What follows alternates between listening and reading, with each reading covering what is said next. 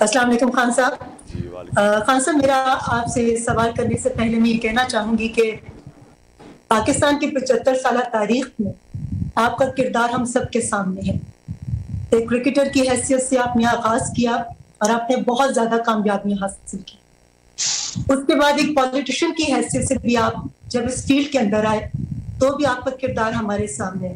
جو ہمیں سب سے زیادہ عام بات نظر آئی کہ آپ کے قول و فعل میں کوئی تضاد نہیں ہے۔ آپ نے شہرت اور پیسے کو بہت چھوٹی عمر میں دیکھا تو اس کا کوئی لالچ آپ کے اندر نہیں تھا۔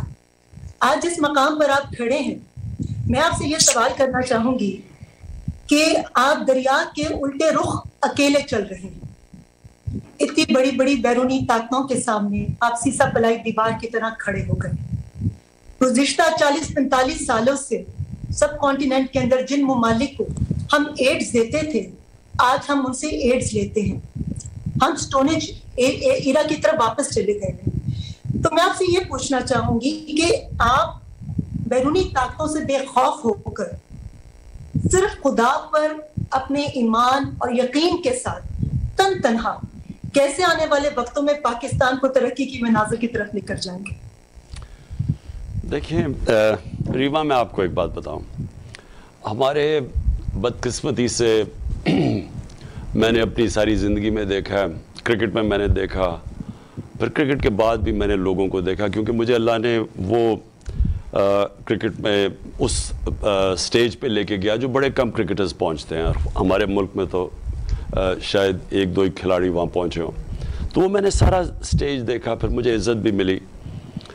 پھر میں جب اس کے بعد نکلا تو تب بھی میں بڑے مختلف قسم، کیونکہ میں نے ایک دم بجائے کرکٹ میں رہنے کے میں نے ایک نئی زندگی، ہاسپٹل بنانا اور فنڈ ریزنگ، پھر اس کے بعد پالیٹکس تیسری میری زندگی تھی۔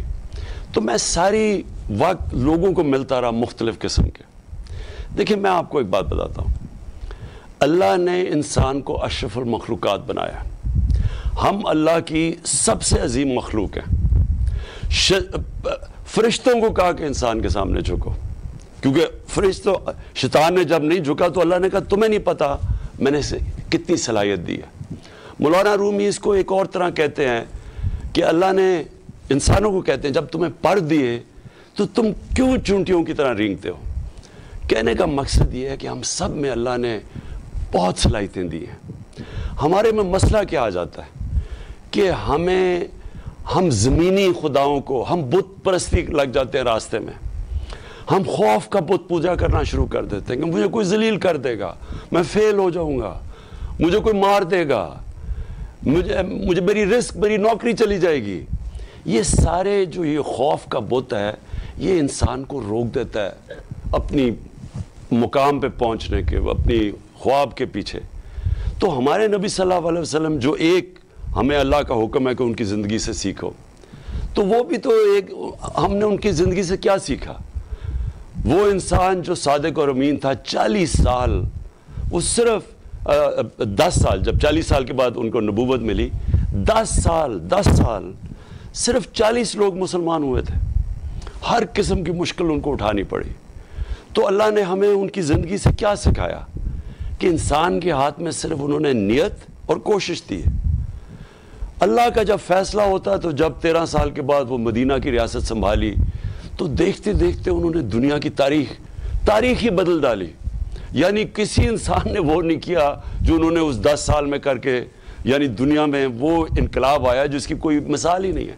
تو ہمیں جب وہ اللہ کہتا ہے ان کی راستے پہ چلو، تو ان کا راستہ مشکل راستہ ہے، لیکن جن لوگوں کے پاس یہ قوت ہوتی ہے اپنے خوف کو قابو پانے کے، اور اللہ میں ایمان رکھ کے، اور لا الہ الا اللہ میں ماننے کی، کوئی نہیں ہے خدا اللہ کے سوا، وہی لوگ بڑے کام کرتے ہیں۔